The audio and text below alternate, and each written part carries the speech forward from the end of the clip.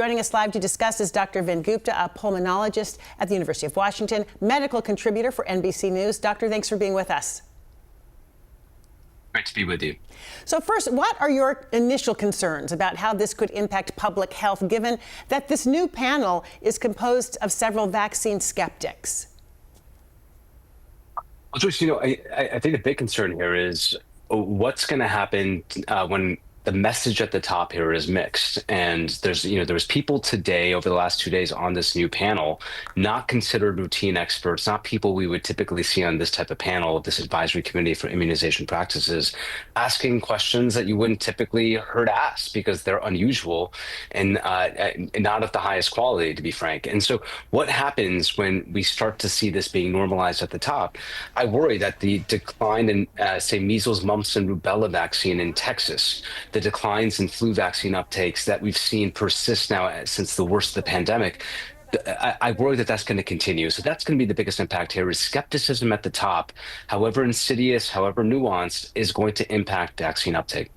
And what does that do to public trust, especially when kids have taken panels of vaccines for years, if parents start to question or decide not to give their kids those vaccines? Well, the question becomes, who do you trust? Yesterday, the American Medical Association with 78 medical societies put out a very clear, unambiguous statement recommending no change to the existing seasonal vaccine schedule for good reason. There's no reason really to do it. The American Health Insurance Plans Coalition, basically representing all major health insurers in the country, said that they're going to continue uninterrupted coverage for those very same vaccines. So what's happening? Civil society is saying, you know what, we don't like what's happening. We're going to make sure that coverage and recommendations do not change irrespective of this committee, which is unprecedented, never happened before. But this is going to conflict directly with trust. If there's something different from the podium of the U.S. government, that will conflict with medical societies. Who do you trust? And I bet there's going to be a demographic of society that says, you know what, I'm confused. We're not going to do this. And then I really want our viewers to understand what's going on with the flu vaccines. This panel's recommending against the use of flu vaccines containing thimerosal. That's a preservative, but it's not in most flu vaccines, is my understanding. Just tell us, what is that and what do we need to know about it? Put it in context for us.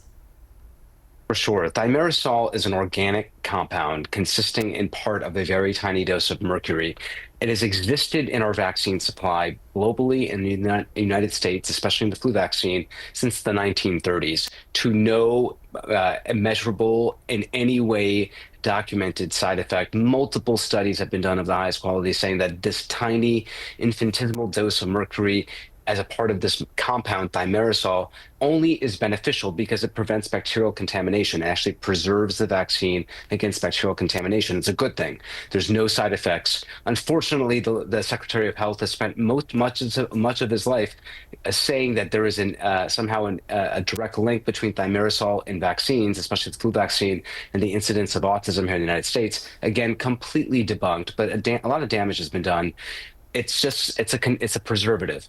Now they're saying that they want flu vaccine without this preservative, which, okay, fine, that exists, no problem. But in places like, say, sub-Saharan Africa, where vaccine has to travel many, many distances, multiple days in refrigerators, this can be an issue where you actually do need a preservative because the manufacturer of that specific vaccine, flu vaccine, doesn't exist in that part of the world necessarily. So that's where preservatives really are impactful and beneficial. Here in the United States, we can do without it, and because we're so close to manufacturers. But again, this is a non-issue. We have so many major issues in healthcare. This is not an issue. So not something that we need to worry about, at least here. Dr. Vin Gupta, we're out of time. Thanks so much for being with us. We'll talk with you again soon.